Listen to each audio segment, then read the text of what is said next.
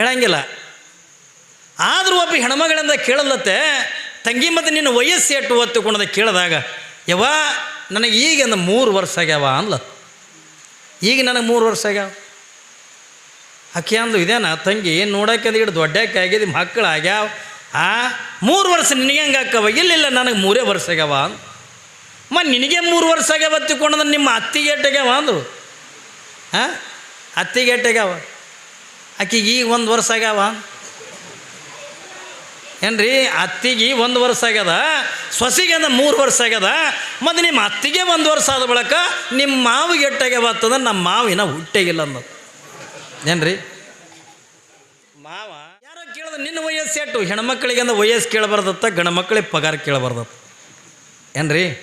ಹೆಣ್ಮಕ್ಳಿಗೆ ವಯಸ್ಸು ಕರೆಕ್ಟ್ ಹೇಳಂಗಿಲ್ಲ, ಗಂಡು ಮಕ್ಕಳು ಮನ್ಯಾಗ ಬಂದು ಪಗಾರನೂ ಕರೆಕ್ಟ್ ಹೇಳಲ್ಲ. ಹೇಳ್ತಾರೆ ಹೇಳಂಗಿಲ್ಲ. ಆದರೂ ಒಬ್ಬ ಹೆಣ್ಮಗಳಿಂದ ಕೇಳಲತ್ತೆ, ತಂಗಿ ಮತ್ತು ನಿನ್ನ ವಯಸ್ಸು ಎಟ್ಟು ಒತ್ತುಕೊಂಡದ ಕೇಳಿದಾಗ, ಯವ್ವ ನನಗೆ ಈಗ 3 ವರ್ಷ ಆಗ್ಯಾವ ಅನ್ಲ. ಈಗ ನನಗೆ 3 ವರ್ಷ ಆಗ್ಯಾವ. ಆಕೆ ಅಂದು, ಇದೇನ ತಂಗಿ ನೋಡೋಕೆ ಇಟ್ಟು ದೊಡ್ಡಕ್ಕೆ ಆಗಿದೆ, ಮಕ್ಕಳು ಆಗ್ಯಾವ, 3 ವರ್ಷ ನಿನಗೆ ಹೆಂಗೆ ಹಾಕವ? ಇಲ್ಲ ನನಗೆ 3 ವರ್ಷ ಆಗ್ಯಾವ ಅಂದು. ನಿನಗೆ 3 ವರ್ಷ ಆಗ್ಯಾವ ತಿಳ್ಕೊಂಡ್ರೆ ನಿಮ್ಮ ಅತ್ತಿಗೆ ಎಟ್ಟಾಗ್ಯಾವ ಅಂದರು. ಅತ್ತಿಗೆ ಎಟ್ಟಾಗ್ಯಾವ? ಆಕೆಗೆ ಈಗ 1 ವರ್ಷ ಆಗ್ಯಾವ ಏನ್ರಿ? ಅತ್ತಿಗೆ 1 ವರ್ಷ ಆಗ್ಯದ, ಸೊಸಿಗೆ 3 ವರ್ಷ ಆಗ್ಯದ. ಮತ್ತು ನಿಮ್ಮ ಅತ್ತಿಗೆ 1 ವರ್ಷ ಆದ ಬಳಿಕ ನಿಮ್ಮ ಮಾವಿಗೆ ಎಟ್ಟಾಗ್ಯಾವ ಅಂತಂದ್ರೆ ನಮ್ಮ ಮಾವಿನ ಹುಟ್ಟೆಗಿಲ್ಲ ಅನ್ನೋದು ಏನ್ರಿ? ಮಾವ ಇನ್ನೂ ಹುಟ್ಟೆಗಿಲ್ಲ. ಆ ಹೆಣ್ಮಗಳಿಂದ ವಯಸ್ಸು ಕೇಳಿರ್ತಕ್ಕಂಥ ಹೆಣ್ಮಗಳಿಂದ ಗಾಬರಿ ಹಾಕಳೆ, ಅಲ್ಲ ನಿನ್ನ ತೆರಿಗಿಲಿ ಕೆಟ್ಟದೇನು? ಅಲ್ಲ ನಿಮ್ಮ ಮಾವಿನ ಹುಟ್ಟೆಗಿಲ್ಲ ತಗೊಂಡು ಹೇಳ್ತಿದ್ದಿ, ಮತ್ತು ಹುಟ್ಟಲಾರ್ದೆ ನಿನಗೆ ಅತ್ತೆ ಹ್ಯಾಂಗೆ ಬಂದ್ಲು ಏನ್ರಿ? ನಿಮ್ಮ ಮಾವೇ ಹುಟ್ಟಿಲ್ಲ ತಿಳ್ಕೊಂಡಂದಾಗ ನಿಮ್ಮ ಅತ್ತೆ ಎಲ್ಲಿದ್ದು ಬಂದ್ಲು? ಬೇಡ, ನಿಮ್ಮ ಅತ್ತಿಗೆ 1 ವರ್ಷ ಆದ್ರೆ ನಿನಗೆ 3 ವರ್ಷ ಆಗ್ಯಾವತ್ತಂತಿದ್ದಿ, ನೀ ಹೆಂಗೆಂದ ಈ ಮನೆಗೆ ಸೊಸೆಯಾಗಿ ಬಂದು? ಬರ್ತಾವಿಲ್ಲ ಪ್ರಶ್ನೆಗಳು. ಇಲ್ಲಿ ವಯಸ್ಸಿಗೆ ಮಹತ್ವ ಅಲ್ಲ. ನಾ 8 ವರ್ಷದಿಂದ ಹುಟ್ಟಿನಿ, ನಾ 20 ವರ್ಷ ಆಯಿತು, 40 ವರ್ಷ ಆಯಿತು, 80 ವರ್ಷ ಆಯ್ತು ಎತ್ಕೊಂಡು ನಾವು ಎದಕ್ಕಿಂದ ಕೈ ತಟ್ಕೊಂಡು ಹೇಳ್ತೀವಲ್ಲ. ಆದ್ರೆ ಆ 80 ವರ್ಷದ ಬದುಕಿನೊಳಗೆ ನಾವು ಸಾರ್ಥಕತೆ ಮಾಡಿಕೊಂಡಿರ್ತಕ್ಕಂಥ ದಿನಗಳಿರ್ತಾವೆ. ಅದ್ರಾಗ ಸಾರ್ಥಕತೆ ಮಾಡ್ಕೊಂಡಿರ್ತಕ್ಕಂಥ ದಿನಗಳು ಯಾವಾಗಿಂದ ಹೆಣ್ಮಗಳಿಂದ ಹೇಳ್ತಾಳ, ಯಾಕ ನನಗೆ 3 ವರ್ಷ ತಿಳ್ಕೊಂಡಂದಾಗ ನಾ ಹುಟ್ಟಿಗೆ 40 ವರ್ಷ ಆಗ್ಯದ. ನೋಡ್ರಿ ಹೆಣ್ಮಗಳೇನಂತಾಳ, ನಾ ಹುಟ್ಟಿ 40 ವರ್ಷ ಆಗ್ಯದೆ, ಆದರೆ ನನಗೆ 3 ವರ್ಷ ಆಗ್ಯದ ತಿಳ್ಕೊಂಡು ನಾ ಯಾಕೆ ಹೇಳ್ತೀನಿ ತಿಳ್ಕೊಂಡಂದ್ರೆ, ಈ 40 ವರ್ಷದ ಜೀವನದ ಒಳಗೆ 3 ವರ್ಷ ಆಯಿತು, ಎಲ್ಲೇ ಪ್ರವಚನ ನಡಲಿ, ಎಲ್ಲೇ ಶಾಸ್ತ್ರಗಳು ನಡಲಿ, ಎಲ್ಲೇ ಕೀರ್ತನೆಗಳು ನಡೀಲಿ, ಯಾವುದೇ ದೇವಸ್ಥಾನದಾಗಿಂದ ಪೂಜೆ ನಡೀಲಿ, ನಾನು ನೇರವಾಗಿಂದ ಅಲ್ಲಿ ಹೋಗ್ತೀನಿ ಏನ್ರಿ, ಪ್ರವಚನ ಕೇಳ್ತೀನಿ. ನಾ ಕೇಳಕತ್ತೆ ನಾ 3 ವರ್ಷ ಆಗ್ಯದ, ಅದಕ್ಕೆ ನನ್ನ ಸಾರ್ಥಕತೆ ಆಗಿದ್ದಿನ ನನ್ನ 3 ವರ್ಷ ತಿಳ್ಕೊಂಡು ಹೇಳ್ತಾ ಏನ್ರಿ? 3 ವರ್ಷ. ಯಾವಾಗಂದ ನಿಮ್ಮ ಅತ್ತಿಗೆ ಎಷ್ಟು ವರ್ಷ? ನಾ ಏನು ಹೋಗ್ತೀನಲ್ಲ ಏನ್ರಿ, ಮೊದಲು 1 ವರ್ಷತನ ನಾ ಪುರಾಣ ಪ್ರವಚನ ಶಾಸ್ತ್ರ ಕೀರ್ತನೆಗಳು ಕೇಳಕ್ಕೆ ನಾನೇನು ಹೋಗ್ತಿದ್ದೀನಲ್ಲ, ನಾ ಹೋಗೋದನ್ನು ನೋಡಿ ನಮ್ಮ ಅತ್ತಿನ ಕುಡ್ದ ಈಗ 2 ವರ್ಷ ಆಯ್ತು. ಅವಳು ಜ್ಞಾನ ಅಂದ್ರೆ ಏನು, ತತ್ವ ಅಂದ್ರೆ ಏನು, ಧರ್ಮ ಅಂದ್ರೆ ಏನು ಅವಳು ತಿಳ್ಕೊಳತಕ್ಕಂತೆ ಅಂದ 2 ವರ್ಷ ಆಯಿತು, ಅದಕ್ಕೆ ಅವಳಿಗೆ 2 ವರ್ಷ ಆಗ್ಯದ ಅತ್ಯ. ಮತ್ತು ನಿಮ್ಮ ಮಾವ ಹುಟ್ಟೇ ಇಲ್ಲ ಏನ್ರಿ? ನಮ್ಮ ಮಾವಾಗ 90 ವರ್ಷ ಆಗ್ಯಾವ ನಿಜ.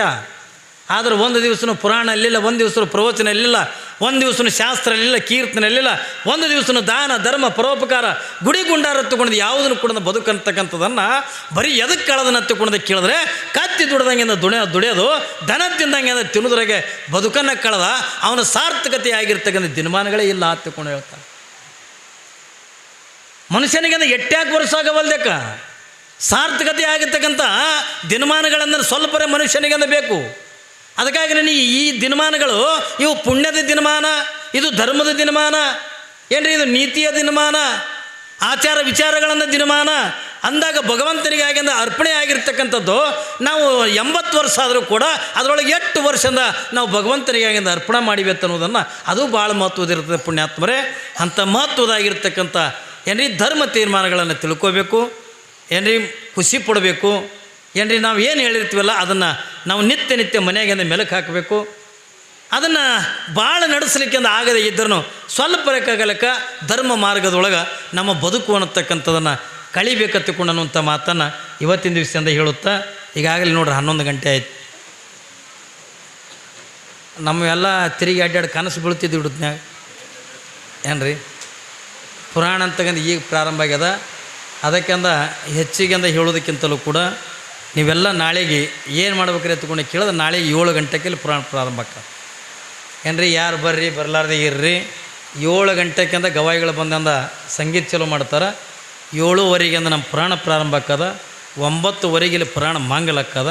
ಅಂದ್ರೆ ನಿಮಗೂ ಅನುಕೂಲ ನಮಗೂ ಅನುಕೂಲ.